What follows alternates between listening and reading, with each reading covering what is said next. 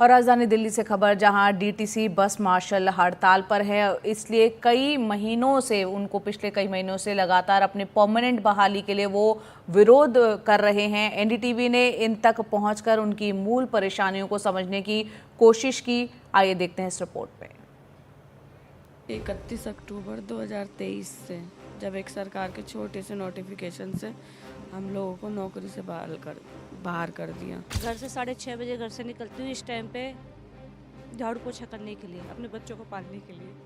अब मेरा बड़ा बेटा जो है इस टाइम 18 प्लस नहीं है, जो उसको मैं बोलूँ बेटा जॉब कर ले। दिल्ली की सड़कों पर ये मार्शलों का प्रोटेस्ट चल रहा है। इन्हें 2015 में दिल्ली की बसों की सुरक्षा के नाम पर लाया गया था, लेकिन बीते साल अक्टूबर से ही हटा दिया गया। तब से इनका विरोध प्रदर्शन जारी है। दिल्ली में बस मार्शलों को लेकर सियासत तेज है। 31 अक्टूबर 2023 ये वो दिन है जब बस मार्शलों से उनकी नौकरी छीन ली गई थी।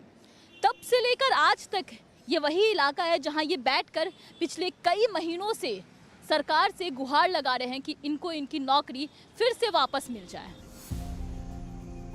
इन बस मार्शलों में एक पूनम भी है। अपनी तकलीफ बयां करते हुए रो पड़ती है।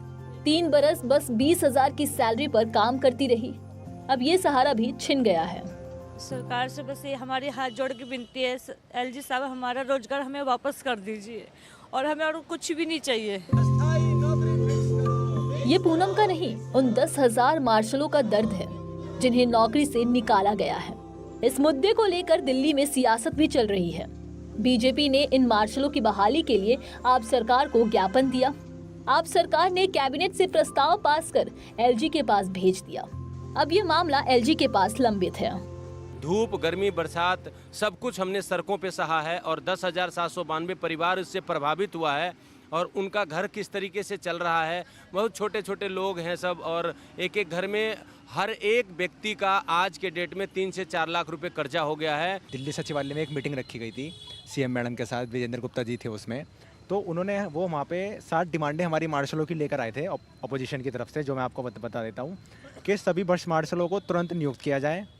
दूसरी डिमांड थी, सभी बस मार्शलों को जब से उनको नियुक्त किया है तब से उनके जो लेटर हैं वो उनको लेटर दिए जाएँ जो उनकी नियुक्ति के हैं, परमानेंट लेटर, ठीक है।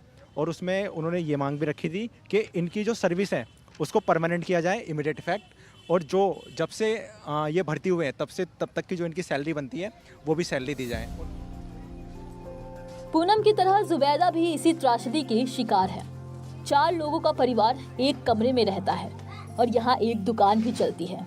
दिल्ली सरकार भी राजी है हमें नौकरी देने को, बीजेपी सरकार भी राजी है, एलजी साहब भी राजी हैं। तो जहाँ जो रुक रहा है काम उसको हटा के जल्दी से हमारी नौकरी वापस कर दें।